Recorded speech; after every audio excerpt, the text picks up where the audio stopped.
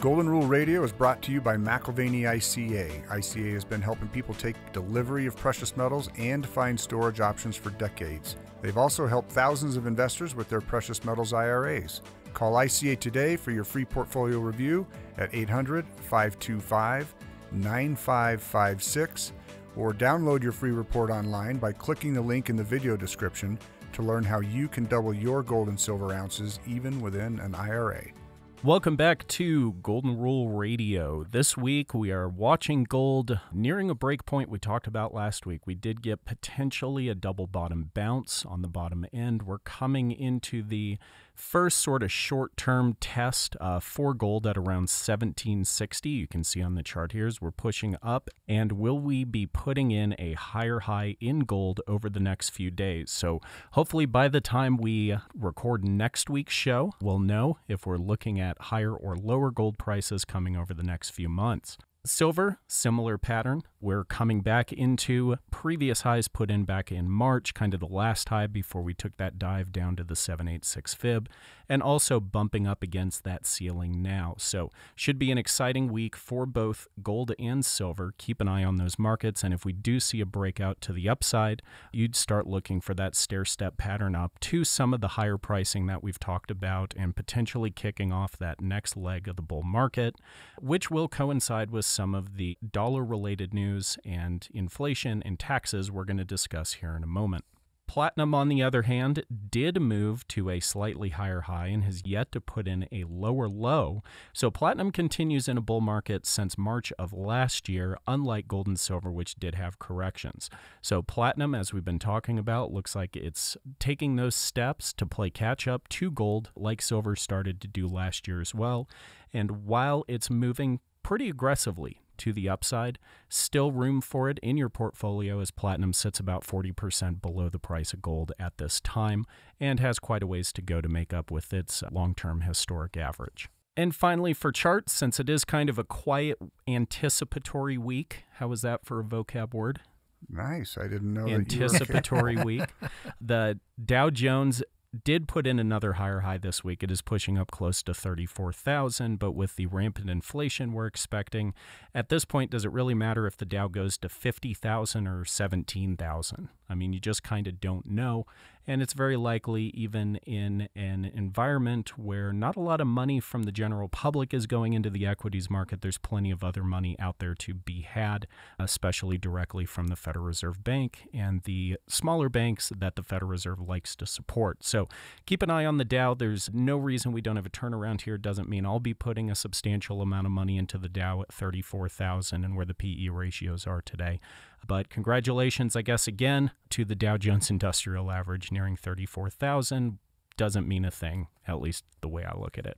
So let's actually talk about what is interesting this week, since the charts are really just following suit what we talked about last week. So we did ask Rob to come back and join us this week. So welcome back, Rob. Thank you. Good to be here. Yeah, good to have you. I know listeners out there appreciate you coming in and providing some sage wisdom. Robert's not with us this week, so I've got Rob and Tori in the studio, and we do want to discuss a couple things here. One has to do with the U.S. dollar and some of the tax policy that we talked about earlier, and is there an effect we know about? And then the second thing is not just the ratio play between gold and silver, or say last time when you were here we talked a lot about platinum. Well, today we're going to talk about some potential ratio plays between gold and a very familiar metal to gold, more gold. Well, I can tell you from my personal experience and what Rob has taught me over the number of years that I've been here, it really does come down to that. How much gold, more gold. And ratios are one way, premiums are another. And Rob, with nearly 40 years of experience, tell us a little bit about that.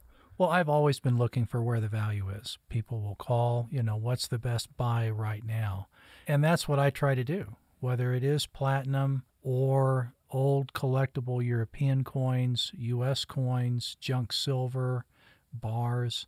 We always are trying to figure out what is undervalued versus what is too high. And I think if you look at the premiums that people are paying right now for gold American Eagles or silver American Eagles, I think there's a lot to be said for taking a look at the old U.S. $10 and $20 gold piece market. because those premiums are very low historically if you go back 20, 25 years like I have and put it in a chart, which if our listeners would like, they can request that. We'll take several different $10 and $20 gold pieces, put it in a chart versus half-ounce or one-ounce gold eagles, and let our clients decide which they would rather have. Besides the advantages that we do see in the collectible market, I think the biggest issue is, well, it's like I always told my clients, I don't mind paying a premium for something, I just want it to be worth it. You know, Rob, it's been a pretty repetitive question for the last 6-8 months now. Mm-hmm. Silver American Eagles, gold American Eagles, the types of things that you're traditionally used to seeing within a couple percent of spot, 5% a spot, 10% a spot on average. Now sitting with Silver Eagles at most companies at 25 to 35% above spot. Right. Gold American Eagles at 15 or 20% above spot. But we're not seeing the same type of movement, and I would argue yet, add the word yet, but we're not seeing the same type of movement in the rare coin market. What do you think is the cause of that? Why do people buy gold in the first place? They buy gold because they've lost faith in the system, because they don't trust the people running the show. When they talk to coin dealers, that same suspicion is carried into that conversation. How do I know I'm getting what you say I'm getting kind of conversation? Certification helps mitigate that to a degree, but that's one of the reasons why the McIlvaney Financial Group has the reputation it has had for nearly 50 years, because of the advice, the even-handedness, the attention to detail and quality, which really stands almost alone in an unregulated industry. So I do think part of the problem is, and for good reason, people don't trust the people who sell the coins. They don't want to pay a premium for something they don't understand. They don't have anybody there necessarily who knows what they're talking about. So there is that level of distrust and suspicion carried into this marketplace. That's why so many people just want to buy gold bars.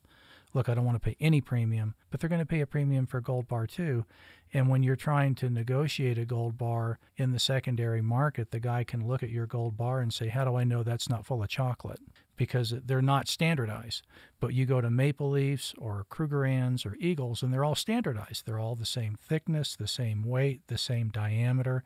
There's a uniformity there with a government minted coin that does make sense to the retail buyer. I was on the other side of the counter when I was 16 years old in 1973.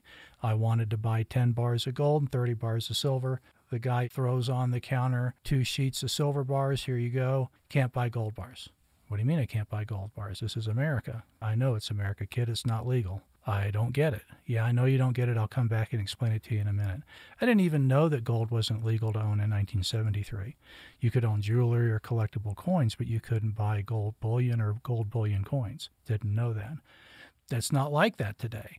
You can buy gold bullion bars and gold bullion coins. I think the second category for the retail customer should be considering Maple Leafs, Krugerrands, and Eagles. Those are the three. You don't want to get into anything out of the mainstream. How much is it going to cost me? How can I get hurt? What happens when I want to get rid of it? Those are the 3 questions people are asking themselves, and we hear it all the time. And that's the questions I tell people they should be asking me. If you listen to the talk show hosts and the financial gurus on Wall Street, to them, gold is a pet rock. They think it's silly. Why would anybody own it? So you can paint a smiley face on it. Right. Why else? What do you mean? Well, of course. Or use it, to mark your trail. golf ball on the putting green, you know. Or set it on top of your cards at a poker table. I've had people do that. Yeah. But when they get to the middle category, bullion coins, that's a great place to start. And then as they start looking at other options, well, what happens if gold were to be recalled? Well, we don't know that it'll ever happen. Maybe it will, maybe it won't. But the protection and the privacy that the collectible coin market affords them is very appealing, especially if they can get the older European coins and the older American coins in good quality. And that's one of the reasons why our company stands different from other companies in the marketplace, because we're not a one-trick pony. We're not hyping our agenda. We're not trying to sell people 1.5 ounce Lucky Dragon coins at a 500% premium that were minted last week. Quarter-ounce Wildlife Series at a 300% premium. 5-ounce American the Great coins at 2 to 3 times the value.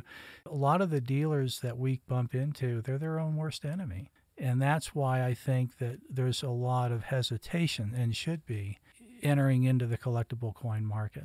Well, that's the beauty, too. I mean, you alluded to the company history, and now it sounds like, obviously, the ethics and consistency. But having an in-house numismatist, Drew's been here actually even longer than you have. We went to college together. And try operating as a precious metals brokerage firm without an in-house numismatist. I can't even imagine. It would make that a department or an area that a company should not even be dealing with. Right. So we're lucky for that as well. But tracking premiums, we have enough company longevity that we can track premiums. You put in a ton of work here as of late, and really I can speak to the fact you've done this over the years in doing exactly that. If we are measuring premiums, then we know when things are at a certain value. There are times that you don't touch a graded double eagle, for example. Absolutely. Is a seller's market. Why would you be buying? Just like real estate right now, right? Why would you be building right now if you could be selling and not paying the construction materials costs? Same thing with the double eagles. In a buyer's market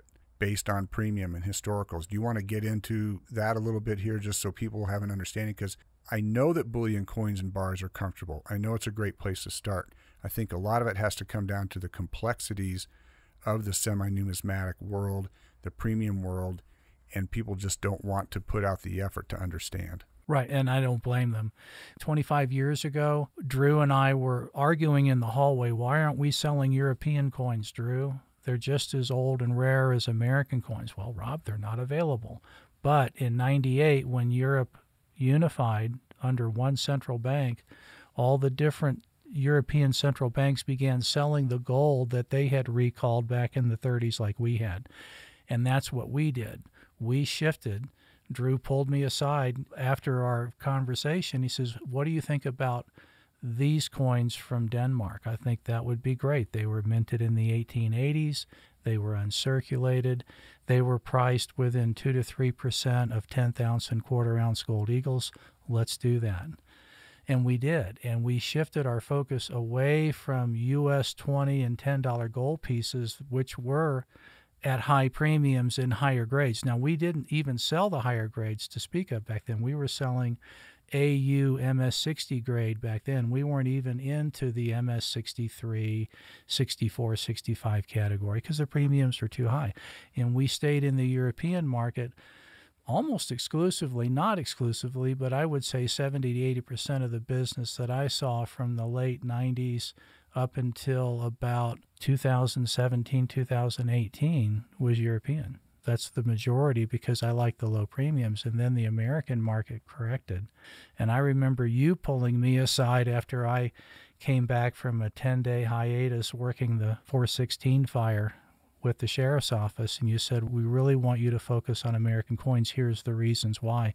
And I didn't take it at face value. I just did my research, and I'm like, holy smokes, look at where these things were. I hadn't even been paying attention up until that point. I was looking at platinum, as you recall. I was really focused on platinum, which was a great time to be focused on platinum. And then I started looking at where $10 and $20 gold pieces were at that point. And we have seen it come off a low comparing to like a 1 ounce gold eagle. A little bit better grade St. Gaudens hit a low premium back then, right around 13, 14%. We have now seen that premium edge higher over the last 3.5 years to about a 25% premium. So we are seeing that movement again. But if we go back 20 years ago or even 10 years ago, it was at 120% premium. Right. A seller's market. A seller's market. But now our clients can pick up that same coin that they could have 10 years ago, even 20 years ago, at 1/5 the premium that they were. Now, I think that's a good buy. Should people load up the boat? No, I think they should diversify. I like junk silver. I like platinum bars. But I do think in lieu of a comparison between what they can own and what is available at a reasonable price, I do think some of these should be owned in our client's portfolio. Well, and I think that brings us back to the very first thing you said. Why do people buy gold? They've lost faith in the system. But what do you do from there? It's not so much, do I just go out and buy whatever the first thing I see on TV is? And I think that a fair bit of that attributes to why you're seeing gold American Eagles at 20% premiums. When after 40 years in the industry, I'm at 16, Tori, you're at 15 now at this point. We've all seen times where premiums on bullion go up exclusively due to supply and demand. Not because of increased value, but just increased demand issues. Or last year, we had both supply and demand issues with the mint shutting down for a short period of time due to COVID. Those premiums compress back down. And as those premiums compress back down, things like Rarecoin, even if it stays the same, let alone goes up, it gives you another opportunity to turn 1 ounce of Rarecoin into maybe 1.5 ounces or 2 ounces of bullion. That's a great point. So everybody buys gold for the exact same primary reason. So what we're talking about here are some of these secondary reasons. How do you appropriately build a portfolio so that you are not only protected from that which you've lost faith in, but you're doing so in a way that is going to not just protect you from losses, but protect your gains in the sense of increasing your position over time, regardless of, say, what happens to the Dow Jones I just mentioned a second ago at the highest price ever. Do you want to buy something at the highest price ever? Do you want to buy something at the highest premium ever? Or do you want to buy it at the lowest premium in decades? And that's why I love having you come in, because you spend a lot of time looking at these relative pricings between platinum and palladium, which we talked about last time, silver bags versus bars, 1,000-ounce bars, junk bags versus bars, rare gold coin versus bullion gold coin. Warren Buffett once said, invest where you have an advantage. And what you're trying to do is you're bringing that advantage into a market that you've spent your life studying. You know, I'll tell you a true story here. This is back in 2008, and the trustee of my family's trust approached me about acquiring metals, and the premium on MS63 $20 Liberties was so low that we moved the money into the MS63 $20 Liberties. There was already a bullion gold position, a bullion silver position. That was where the value was. 6 months later, the stock market crashed with the onset, obviously, of the economic crisis. Well, what happened to gold bullion at the time? You guys recall, gold went down 28%. It did. Guess what followed? Bullion coins, American Eagles, Canadian Maple Leafs. Well, what happened to the MS63 $20 Liberties that we bought? They went up 42% because of the supply and demand issues. Right. So that's a more than 60% swing. What did I do? I immediately got out of the MS63 $20 libs and into bullion Canadian Maple Leafs. And that was a huge ounce gain for me. Huge ounce gain. And when that premium comes back down to earth, you then can move into obviously more of the double eagles and wait for that next ride. But those are the gains. And I did that in a declining spot price. Picking up ounces in a declining spot price environment is a win-win, because in a lot of instances, you have a tax loss to show for it on top of it. Well, and you may be waiting for a good bit of time for the premiums to correct, but you do raise an interesting point, because I don't think people have quite wrapped their minds around the fact that we are going to see $5,000 gold. We are going to see $5,000 gold. It's going to happen. And That's unfortunately, reality. do you know what we're going to be paying for everything else? Yeah, we're going to be So paying you're right, it's $15 gonna happen. at the pump. That's yeah. right. Yeah, I get that. So we get to $5,000 gold. Guess what happens initially? Guess what happens to premiums on the numismatics? Decline. They do. They flatten. So what you will be looking at, in my opinion, is $3,000, $5,000 gold with premiums flattening on the double eagles as people are cashing in. Woohoo, we've made a bunch of money, which I think would be a mistake. And then that will be your opportunity to go back in. Right now, those are a great opportunity. If you were to take those Maple Leafs and go into 3 libs, 4 Saints, 3 or 4 10 libs, you know, pick one. They're all good. They all have great value. In my opinion, you may want to consider taking about 20 to 25% of the maples that you picked up at that point and re-entering the U.S. $20 gold piece market, because I do think we're coming off a 6-month hiatus, consolidation back to our Fibonacci point, our 23-month moving average. The market is a little quiet. Not that you would know it around here, because we're all very busy. But the market's quiet, and I do think it's a great opportunity before we start that stair-step climb again. So that's going to do it this week for Golden Rule Radio. If you'd like to discuss further some of this information about the graded $10 and $20 gold coins, take a look at some charts we've put together and the data over the last 20 years, give one of the advisors at McIlvaney ICA a call. We can be reached at 1-800-525-9556. You can also find us on Twitter at ICA Gold or Facebook at McIlvaney Financial, or you can swing by our website at McIlvaneyICA.com. Thanks for listening. Have a great week.